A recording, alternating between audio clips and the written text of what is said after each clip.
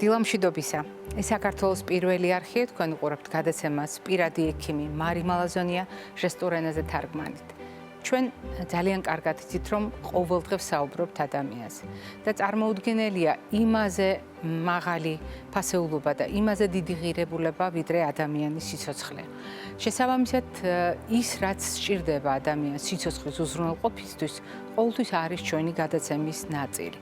ამიტომ ჩვენ ვსაუბრობთ კვებაზე, ამიტომ ჩვენ ვსაუბრობთ კვებით რეკომენდაციებზე, ამიტომ ვსაუბრობთ ადამიანის სიცოცხლისთვის აუცილებელ ნივთიერებებსა და ადამიანის სიცოცხლისთვის აუცილებელ საკვებზე. და თუ ჩვენ აი ამ ლოგიკას გავყვებით, მაშინ აუცილებლად გაგვახსენდება, რომ ჩვენ ვსაუბრობთ კვებაზე ერთადერთი მიზნით ვჭამოთ იმისთვის, რომ ვიცხოვროთ და არ ვიცხოვროთ იმისთვის, რომ ჭამოთ. ეს სიტყვები თქვენთვის ძალიან კარგად ნაცნობია, იმიტომ რომ პრაქტიკულად ყოველი სეზონის დასაწყისში, ყოველი სეზონის ბოლოს, ყველა გადამწყვეტ მომენტში მე ამ სიტყვებს ვშველიებ, ისევე როგორც არაერთ ფურცელზე ჩემი წიგნისა ამოიკითხავთ ამ სიტყვებს. ამ სიტყვებს ვიმეორებ ერთადერთი მიზნით, რომ ადამიანის ცხოვრება და სიცოცხლე ქართულ ენაში ერთმანეთისგან გამიჯნულია და ამას აქვს არსებითი დატვირთვა. ძალიან ძნელად მოიძებნება ისეთი ენები, სადაც მსგავს ისტორიას აღმოაჩენთ. ადამიანის სიცოცხლე ეს არის დრო დაბადებიდან გარდაცვალებამდე. ხოლო ადამიანის ცხოვრება ყოველთვის განსხვავდება ამ საზომისგან, რომელიც შეიძლება იყოს გაცილებით უფრო მცირე, ვიდრე ადამიანის სიცოცხლეა, ან გაცილებით მეტი, ვიდრე ადამიანის სიცოცხლე, იმიტომ რომ ზოგი სიცოცხლე არის რა თქმა უნდა განსაზღვრელი ცხოვრების ხანგრძლივობისა და ზოგჯერ ცხოვრება განსაზღვრავს ადამიანის სიცოცხლის ფასეულობას. აი ამ კონტექსტში განსაკუთრებით მნიშვნელოვანია კვება ცხოვრებისთვის და არა კვება იმისთვის, რომ საკუთარ თავს მაამებლობა შევაჩვიოთ. განსაკუთრებით მნიშვნელოვანია ხოლმე ეს ყველაფერი კვებით შუქნიშანზე საუბრის დროს, როდესაც ჩვენ ვერ კვევით იმაში თუ როგორ მიიღო საზოგადოებამ ჩვენი არჩევანი. არა სამფერი, როგორც უბრალოდ შუქნიშანშია ჩადებული, არამედ მრავალფეროვანი, მაგრამ სურათ ხატით ძალიან კარგად ორგანიზებული ჩვენი მეხსიერების სხვადასხვა უჯრაში შესანახად, ფერთან ასოცირებული, იმისთვის რომ კარგად დავიმახსოვროთ, იმისთვის რომ საჭირო მომენტში კარგად გამოვიყენოთ. ამას ემსახურება კვებითი შუქნიშანი და იგივე ამოცანა აქვს იმ სიუჟეტებსაც, რომელსაც ლუკა ფანქოლაშვილი ამზადებს ხოლმე ჩვენი გადაცემისთვის.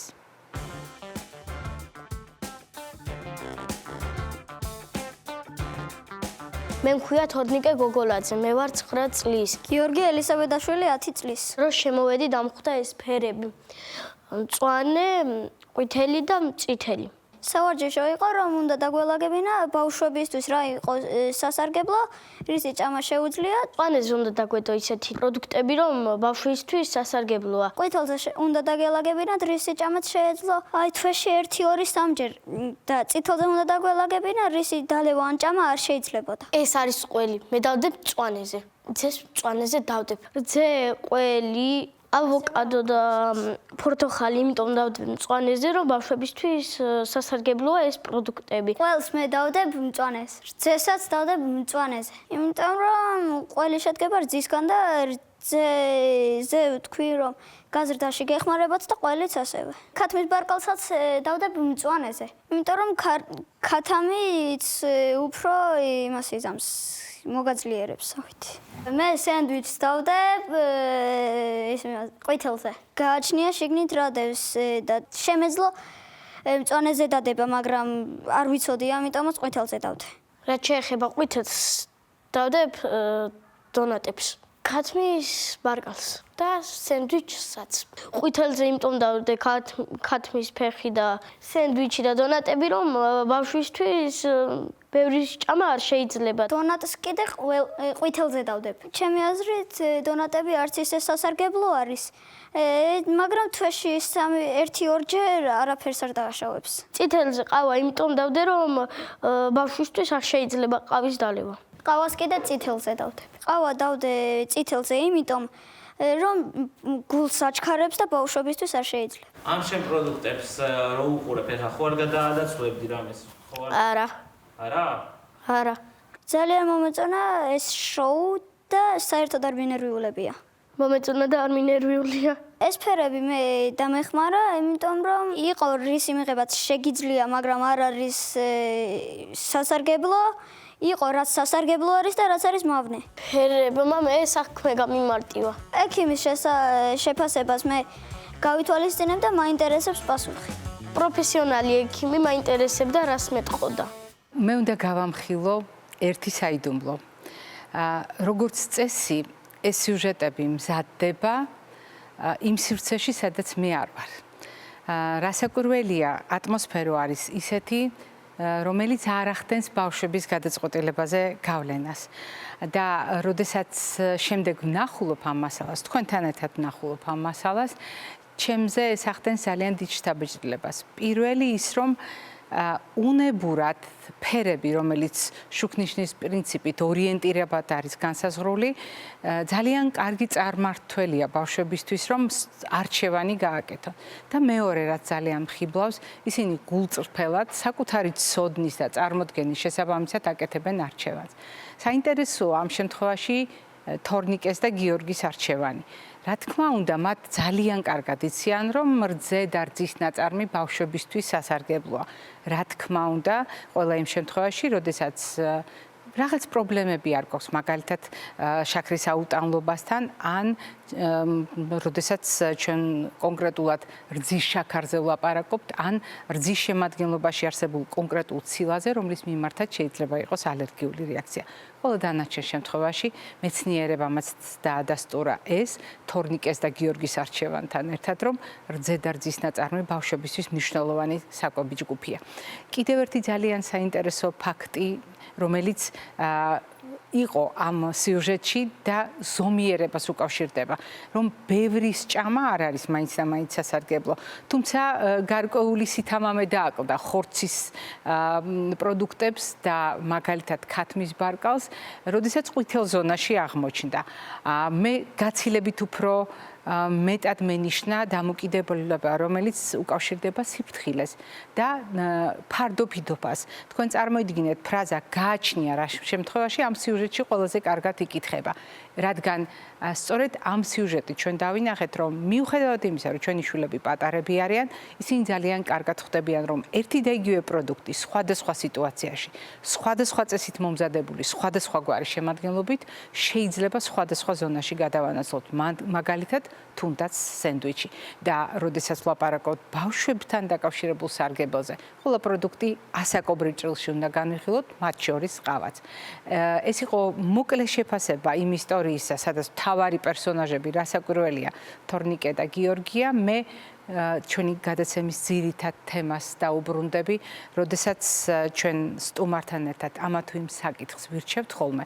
ჩვენ მხედველობაში გვაქვს რა ინტერესებს ჩვენ საზოგადოებას, რა სტკივა ჩვენ საზოგადოებას, რა პრობლემას ვერ უმკლავდება საზოგადოება, ან ხშირ შემთხვევაში რა სახელს ვერ არქმევს საკუთარ მდგომარეობას ჩვენი საზოგადოება. იმედგაცრუება იქნება დღევანდელი ჩვენი საუბრის თემა და ამ თემაზე ჩვენ სტუმართან ერთად სულ რამდენიმე წამში ვისაუბრებთ.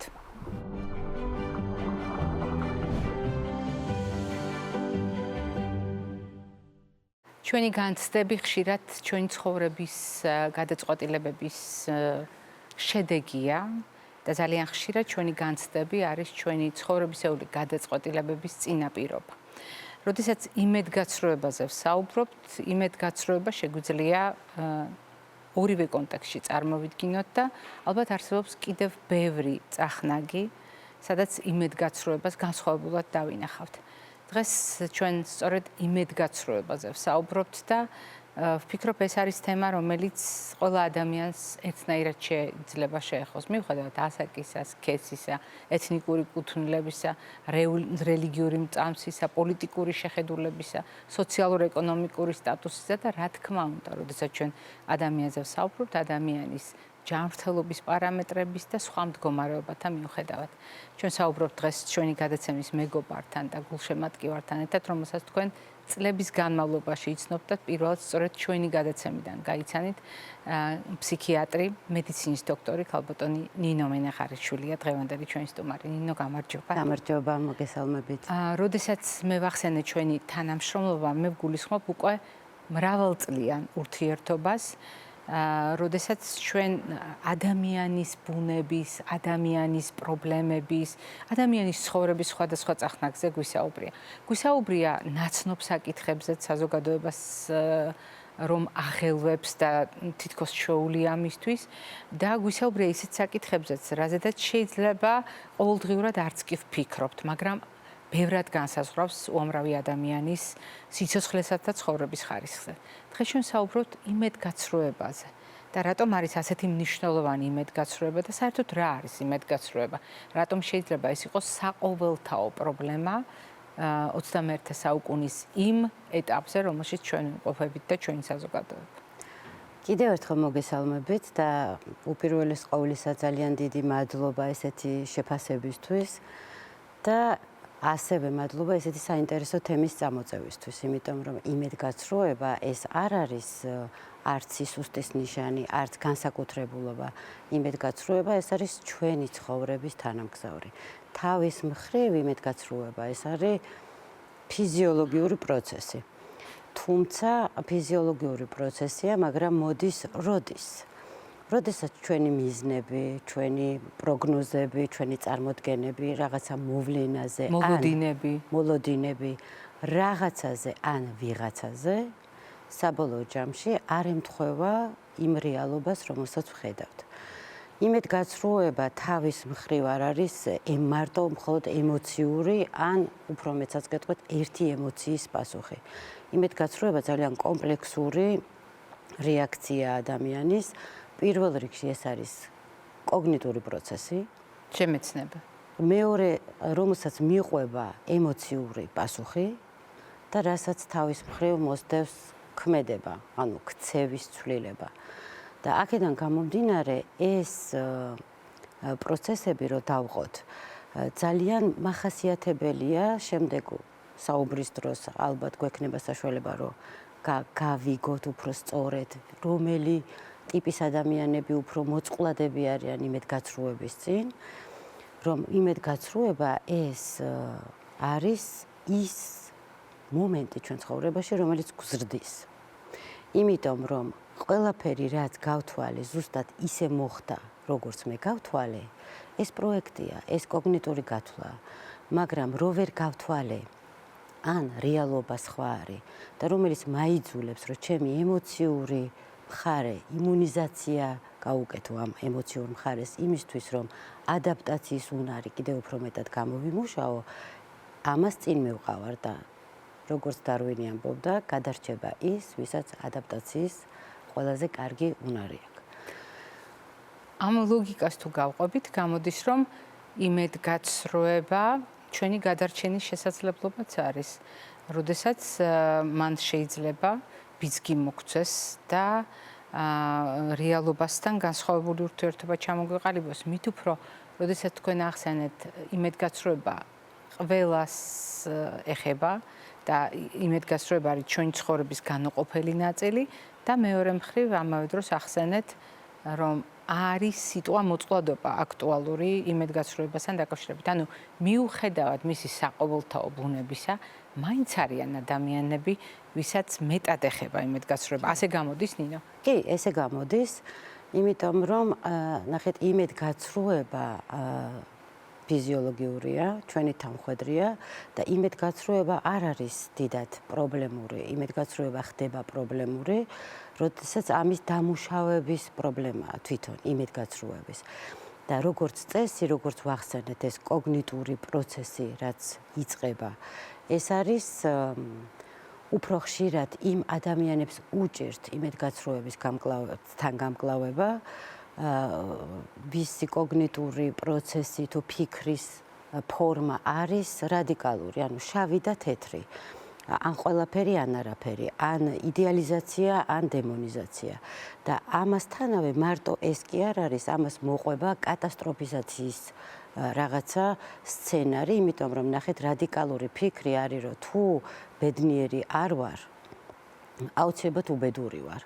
მაგრამ კატასტროფიზაციას რა მოყვება, რომ თუ კატასტროფიზაცია რო არ იყოს, ლოგიკურად უნდა ვთქვათ, რომ თუ უბედური არ ვარ, ბედნიერი ვარ, მაგრამ ამ ხარეს ვერ მიდიან. ანუ ძირითადად პირიქით უფრო ადვილად ვაკეთებთ, ანუ თუ ბედნიერები არ ვართ, ადვილად წარმოვიდგენთ საკუთარ თავს უბედურად და პირიქით არა. პირიქით ვერ ხდება, აი იმიტომ ვთქვი, რომ ეს არა მარტო რადიკალური ფიქრის ფორმაა, არამედ კატასტროფიზაციისკენ და განზოგადებისკენ რაღაცა ეს ტენდენციური ფიქრი და ამიტომ რა თქმა უნდა ესეთ ადამიანებს მეტად უჭირთ რეალობასთან შეგუება, მეტად უჭირთ გააზრება, რომ ვიღაცა ან რაღაცა რომ ესეთია და იმედი გამიცრუა, ეს მოცემულობაა, რომ ეს ვიღაცა ან რაღაცა ესეთია ან ეს არის, მაგრამ პრობლემა ის არის და რასაც ვერ ვეგუები, რომ ვიღაცა და რაღაცა ისეთი არ არის, ან ვერ არის, მე როგორც მინდოდა რო ყოფილიყო.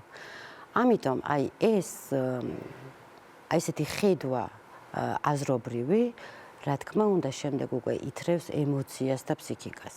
და ემოციურად ეს არის საკმაოდ რთული გადასატანი, იმიტომ რომ ერთი ემოციაც არ არის.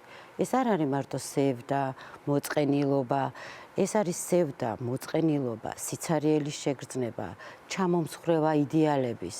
ეს არის ძალიან დეპრესიოგენული შეიძლება ანუ სასოწარკვეთილად და უიმედობად შეიძლება ამ რიგში ჩავაყენო. ნამდვილად, იმიტომ რომ დანაკარგის შეგრძნება და როდესაც წამყვანი არის დანაკარგის შეგრძნება, ყველანაირი დანაკარგი დეპრესიოგენულია.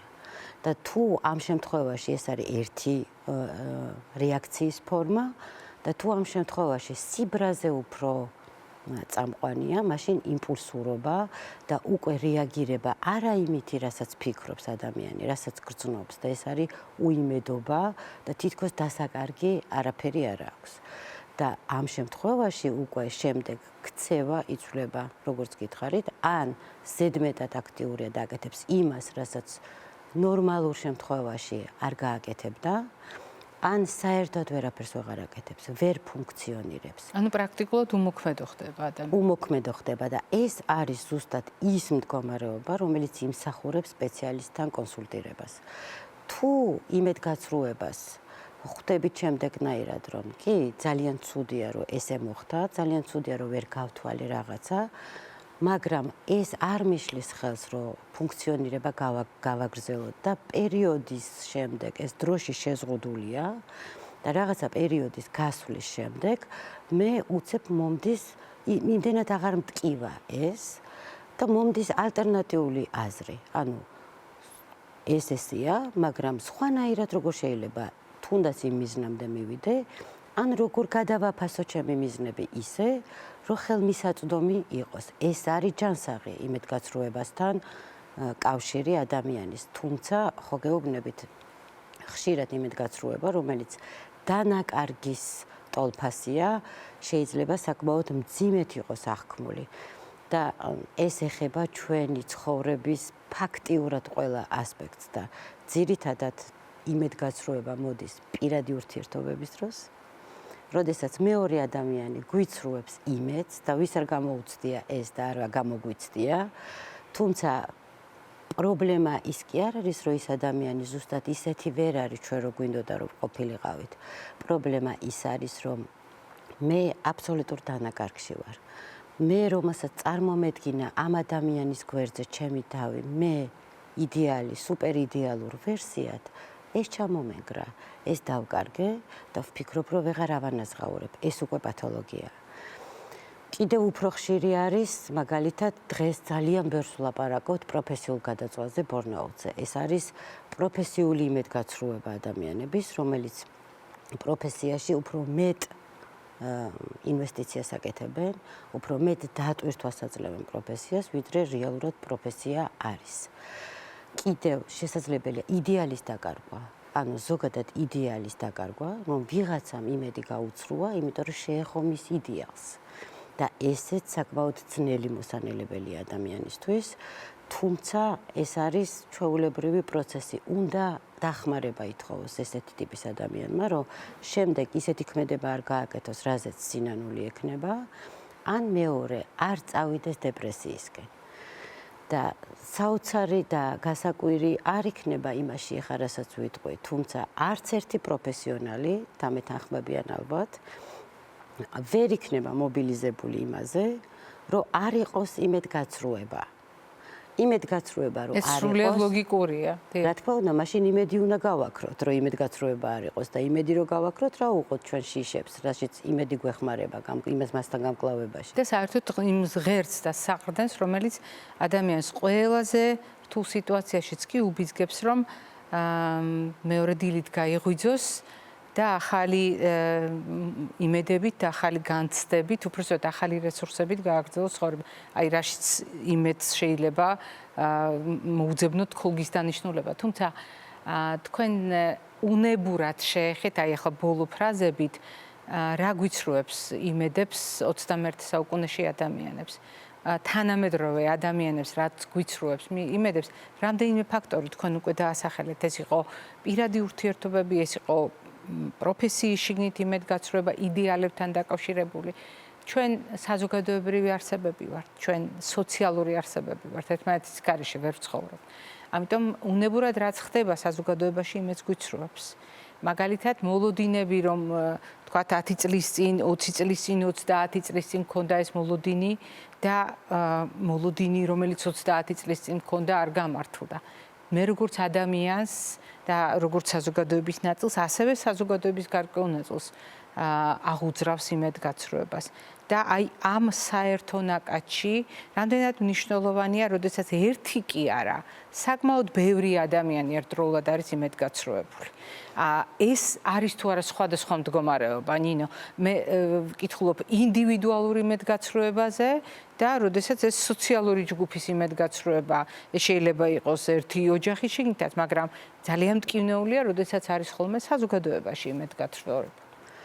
გეთანხმებით, რომ დღევანდელ ჩვენ რეალობაში აი კოლექტიური იმედგაცრუება ძალიან მნიშვნელოვანია და ძალიან ისეთი ძლიერი და პალპირებადია ჩვენ ყოველდღიურ ცხოვრებაში. თუმცა ნახეთ, წეღან რაც ვახსენე,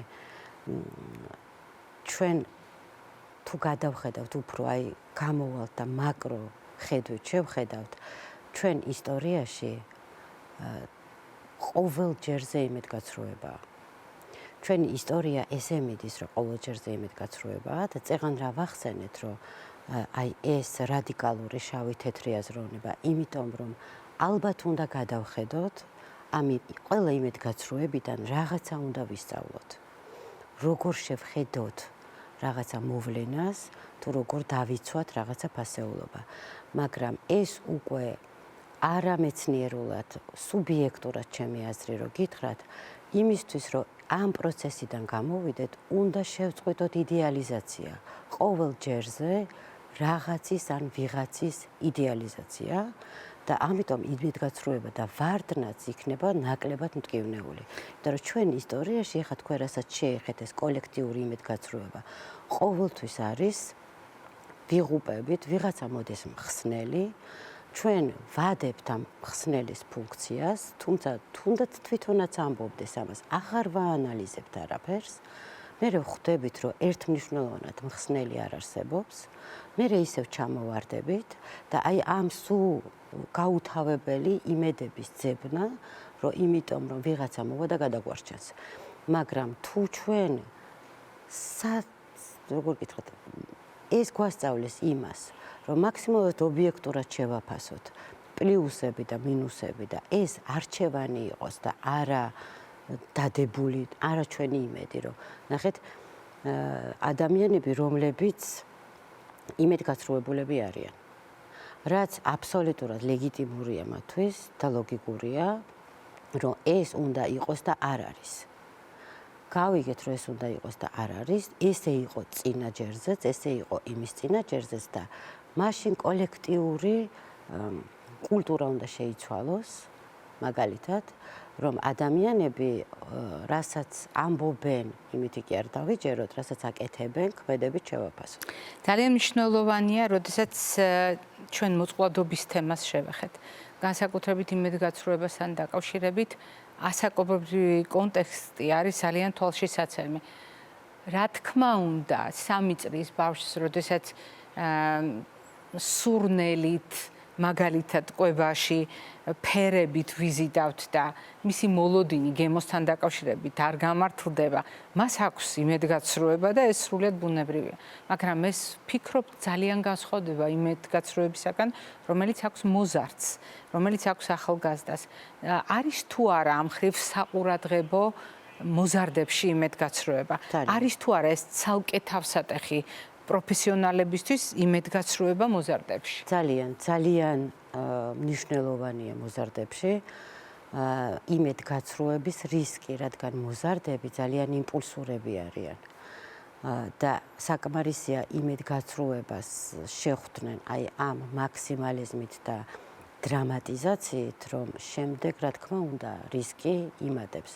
თუმცა დღევანდელ მოზარდობაში, რაც კი ყველანაირი იმედგაცრუება არის, თქვათ, იქ სიყვარულის ობიექტისგან, მეგობრების ობიექტისგან, ცხოვრებისგან, რაც თუმცა დღევანდელ ჩვენ რეალობაში წინა პლანზე მაინც წამოვიდა ეს აჩქარებული ცხოვრება, დიდი ამბიციები, გადარჩენისთვის საჭირო აუცილებელი კრიტერიუმი, რომ რაღაცა დიდს შეეჭიდონ და ყველაზე მძიმე იმედგაცრუება, ავტოიმედგაცრუება, საკუთარი თავისგან იმედგაცრუება, რომელიც ძალიან მძიმედ გადააქვთ მით უმეტეს თინეიჯერებს, რომლებიც ისედაც ფიზიოლოგიურადაც ესე უყურებენ ან ყველაფერი ან არაფერი, ან ბედნიერი ვარ, ან უბედური ვარ და ეს კიდევ ეს ჩამონგრევა ვეღარ წარმოუდგენიათ, რომ თუ მე უნდა ვისწავლო ჰარვარდში, იმიტომ რომ იმედი არ გაუცრუო ჩემ მშობელს და აქედან გამომდინარე მე ჩემ თავს არ გაუცრუო იმედი, იმიტომ რომ ჩემი მთლიანი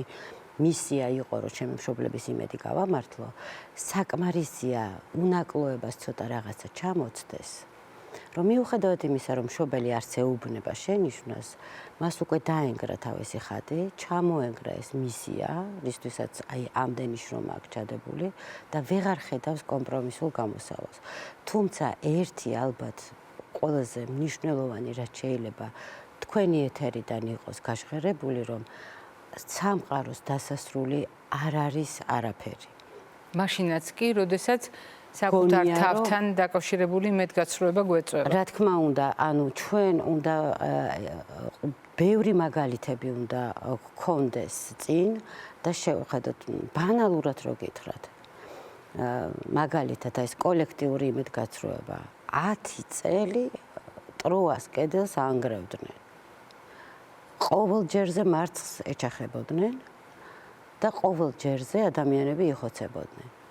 სანამ ალტერნატიული გზა, უფრო ადაპტირებული გზა არ იყო გამოგონებული. ამიტომ მთელი ეს ჩვენი ფუნქცია არის, რომ მენტალურად ყველას გქონდეს ჩვენ ეს ტროასცხენი იქნება თუ სხვა ალტერნატივა, რომელიც შეიძლება დაგვიგრძელოს გზა, მაგრამ არ დაგვაღალატებს ჩვენ იმედებს, ჩვენ ოცნებებს და მაინც მიგვიყვანს, ან ჩვენ იმედებს და ჩვენ ოცნებებს რეალურად შეგვახედავს ეს მართლა ჩვენი იმედები და ჩვენი ოცნებები იყო?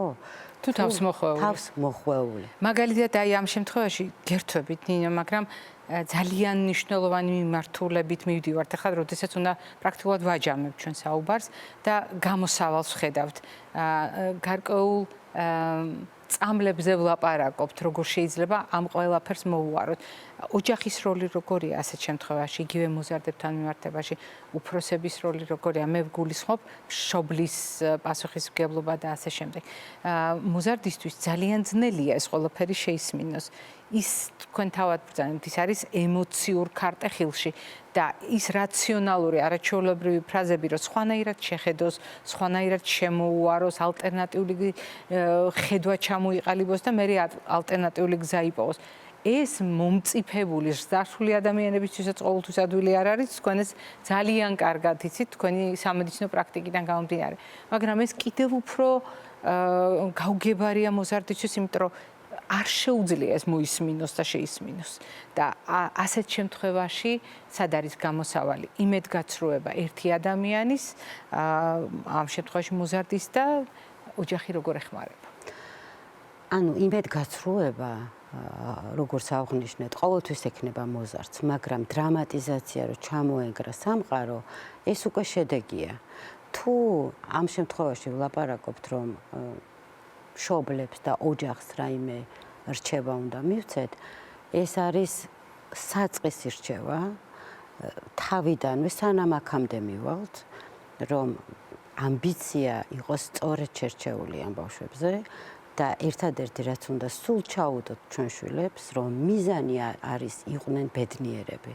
რა ფორმით ყვავილებს მოიყვანენ, თუ აკადემიკოსები იქნებიან, ეს ყველაფერი უნდათ იმისთვის, რომ ბედნიერები იყვნენ. და ცხოვრების მიზანი საბოლოოდ გეთანხმებით, რომ ჩვენ უკვე დიდები ვართ და ვიცით, რომ ცხოვრების მიზანი და ყველაზე დიდი სიძნელე ცხოვრების არის ძალიან სიმარტივეში, რომ ვიცხოვროთ. და ეს ყველაფერი გვინდა, რომ ვიცხოვროთ და გავიმარტივოთ ცხოვრება, არა თუ ამისთვის ვიცხოვროთ. მაგრამ ეს ფასეულობები და ეს დაკვეთა, თუ შეიძლება ითქვას, ეს თავიდანვე უნდა იყოს. არ უნდა იყოს ჩამონგრევა, არ უნდა ძალიან ბევრი ბავშვი აღნიშნოს, რომ ცუდი ნიშნის შემთხვევაში ხშირად არის წამოწდენა ოჯახში, რომ რა ვიცი, შენ მენაგვეც ვერ იქნები. თუმცა თუ უნდა იყოს ის მენაგვე, რა ვიცი, მე ძალიან ისეთი არაფერი ამაში დამაკნინებელი და მით უმეტეს ღირსების შემლახავი, იმიტომ რომ კეთილსინდისიერი და პატიოსანი შრომა ყველა შემთხვევაში მნიშვნელოვანია. გეთანხმებით, მარი და თუ გვაქვს დრო ერთ ძალიან საინტერესო ისტორიას მოგიყვებით ჩემი ცხოვრებიდან, როდესაც უკვე გავლილი მაქვს რაღაცა ეტაპი ცხოვრებაში, ითვლება რომ ექიმი ვარ. და ითვლება რომ კმა ყოფილი და ბედნიერი უნდა ყოფილიყავი ჩემ ცხოვრებაში და მივდივარ დილის 6 საათზე საავადმყოფოში რომ ავიღო ჩემი ფუნქციები. და ერთ-ერთ აი ამ ქუჩაზე ჩამკეტა ეს საფრანგეთის გამოცდილებას. კი ბატონო, ერთ-ერთ ამ ქუჩაზე ჩამკეტა, მან რა ქვია, ნაგვის მანქანა, სადაც ორი ადამიანი აფრიკული წარმომავლობის ესე გადავიდოდნენ, აიღებდნენ ამ ნაგვის ურნებს და შემდეგ, აგრძელებდნენ გზას. პირველი რეაქცია რაც იყო, ეს ასიბრაზე, დაუოკებელი, რომ მე მაგვიანდება და მე შემაფერხეს. მაგრამ რას ვიზავდით, უნდა მივყოლოდი სხვა გამოსავალი არ იყო. და დავინახე ის რამაც რაღაც მომენტში ჩემ ცხოვრებაზე ძალიან იმოქმედა და დღესაც მოქმედებს. როდესაც უკვე სიბრაზისგან თვალები ბინდი წავიდა და შევხედე რაც ხდებოდა ჩემ წინ, იყო ერთი ადამიანი, რომელიც გარკვეულ ასაკში იყო უკვე და ერთი ახალგაზრდა და ერთ-ერთ მორიგამ ჩახტომა მოხტომაზე ახალგაზრდამ უთხრა რაღაც, არ მესმოდა, იმიტომ რომ ფანჯრები აწეული იყო. და ამ მეორე ადამიანმა გაიცინა. და ეს იყო სილის გალაწუნება, რომ მივხვდი, რომ რამდენი ხანია ესე გულიანად არ გამიცინია. ამიტომ ვამბობ, რომ თუ ცხოვრების მიზანია, რომ ვიცხოვროთ, რას ვაკეთებთ, ის კი არ არის როგორ ვაკეთებთ, რას ვიღებთ ამისგან, რა თვითკმაყოფილებას ვიღებთ ამისგან და მეცაც გეტყვით, მე არ მქონდა ის ფუფუნება, რომ წავსულიყავი და მესწავლა და სხვა არაფერზე არ მეფიქრა. ამიტომ მე ძალიან დაბალი სანიტრის დამხმარიდან მაქვს დაწყებული, მაგრამ დღეს რომ მკითხოთ, თქვენი ყველაზე ბედნიერი წლები რომელი იყო, იქიდანაც დაგისახელებთ აუცილებლად. იმიტომ რომ ამბიცია, როდესაც არის სწორი, რომ თავარი არის, რომ ცხოვრება იყოს დატვირთული და სარგებლიანი, ამ შემთხვევაში ნებისმიერ პროფესიას მივცემთ აზრს. რა აზრს ვაძლევთ ამას, რისთვის ვაკეთებთ ამ ყველაფერს და რამდენად მოგწონს ის, რასაც ვაკეთებთ. იმიტომ კი არა, რომ საჭიროა და სტატუსურია. იმიტომ რომ ჩვენ ამის კეთება მოგწონს და ამ შემთხვევაში ნებისმიერ პროფესიაში ადამიანი იქნება გამორჩეული და თვით კმაყოფილი. ძალიან დიდი მადლობა დღევანდელი სტუმრობისთვის. მე ვარაუდობ, ნინო, რომ ჩვენ რასაკვირველია გავაგრძელებთ მეგობრობას და თანამშრომლობას. შესაძლოა იმედგაცრუებას სხვა წახნაგებიც ჰქონდეს ჩვენს აზროვნებაში და ჩვენს ცხოვრებაში. რამდენიმე შესაძლო შედეგზე უკვე მიანიშნეთ თქვენ და მე გამიჩნდა კიდეც იდეები, როგორ გავაგრძელოთ ეს თემა, თუმცა წინასწარ ახლა არ ვიტყვი. მხოლოდ დაგემშვიდობებით, მადლობას გეტყვით და მაყურებელს შევახსენებთ, რომ დღევანდელი ჩვენი გადაცემის სტუმარი გახლდათ ფსიქიატრი, მედიცინის დოქტორი, ქალბატონი ნინო მენაღარიშვილი. მე არ გემშვიდობებით, წინ კვებით შუქნიშანი გველოდება.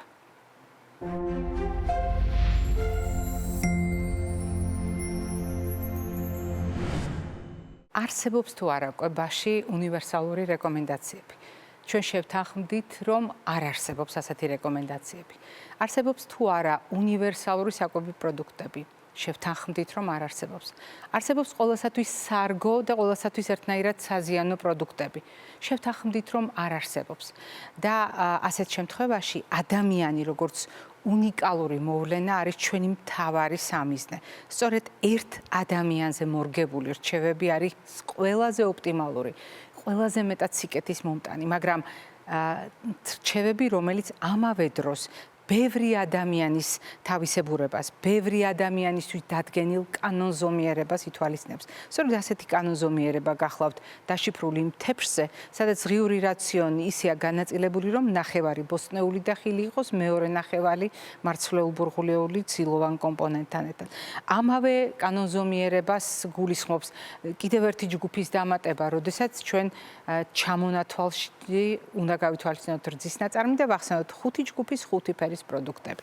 მე ამას ხშირად ვამბობ ხოლმე. ამ ფრაზას გაუთავებლად ვიმეორებ, იმიტომ, როდესაც ჩვენ დავდგებით არჩევანის წინაშე, რა დავდოთ ჩვენს თეფშზე, გაგახსენდეთ ეს კანონზომიერება. როდესაც ჩვეულებრივ დაიწყებთ სახლის პირობებში, ბინის პირობებში, სხვა ახლობელ ან უცხო ადამიანებთან ერთად თქვენი კვების აწყობას და შესაბამისად თეფშის აწყობას, გახსოვდეთ, რომ ნახევარი სასურველია, რომ ბოსტნეულს დაუთმოთ. ასეთ შემთხვევაში გაცილებით მეტი შესაძლებლობა გვაქვს დანარჩენ ნახევარში არსებული რისკები გავანეიტრალოთ. არაერთხელ გვისაუბრია სხვადასხვა პროდუქტზე, სადაც მართლაც არის ჩვენთვის ცნობილი სარისკო ფაქტორები, მაგრამ მათი გაწონასწორება შეგვიძლია და ასეთ შემთხვევაში არ გვეუფლება საკვების მიმართ იმედგაცრუება.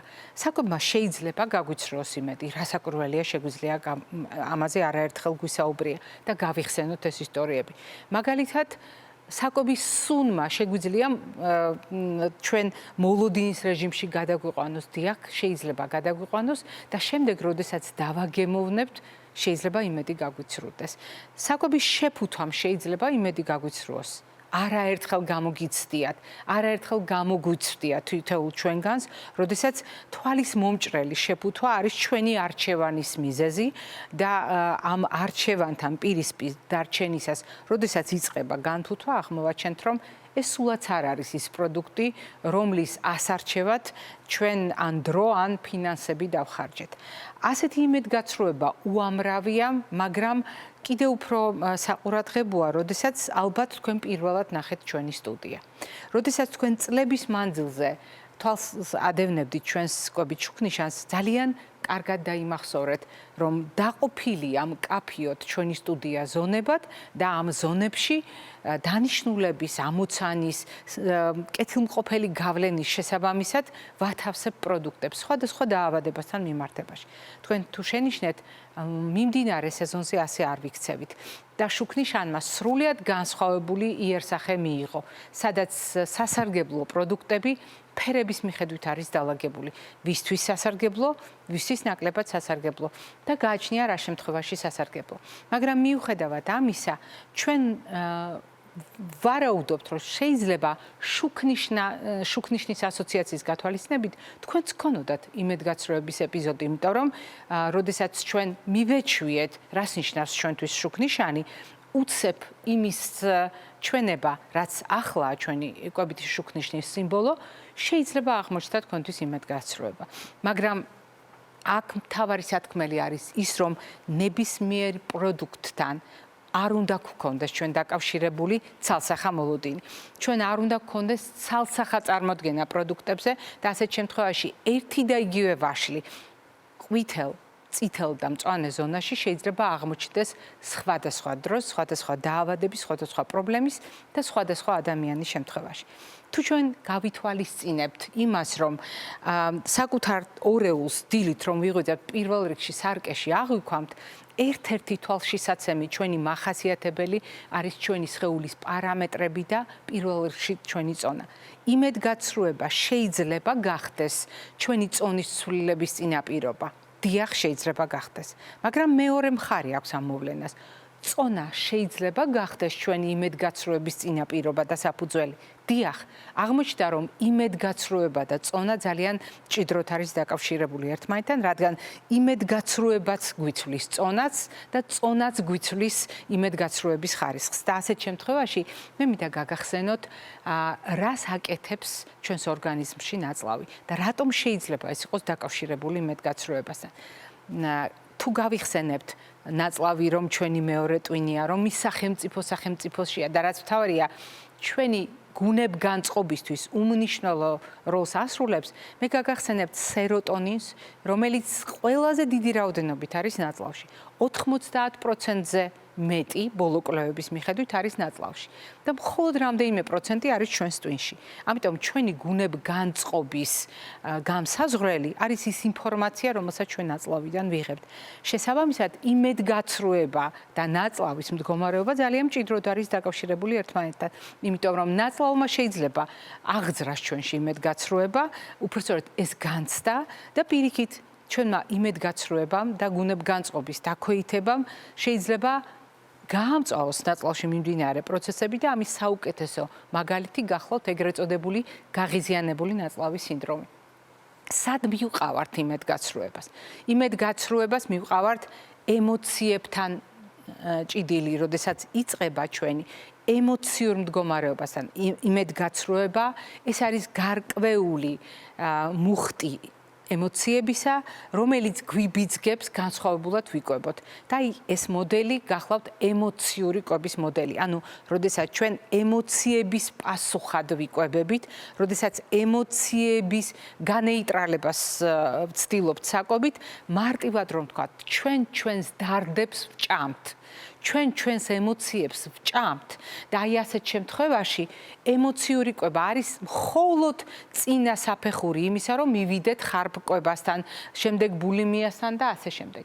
ერთი ძალიან საინტერესო მდგომარეობა, რომელიც სულ მოკლე ხანია, რაც დაავადებათა და სამედიცინო მდგომარეობათა კლასიფიკაციაში აღმოჩნდა. მას მანამდე ასე სერიოზულად არ აღიქვამდნენ და ეს გახლავთ გაცნობიერებულად საკვებისგან თავის არიდების მდგომარეობა, ხელოვნურად შეზღუდული კვება, როდესაც ადამიანი კვების პროცესს და კონკრეტულ საკვებ პროდუქტებს თავიდან იცილებს. ანუ ეს არიდების მდგომარეობა ძალიან განსხვავდება ნერვული ანორექსიისგან.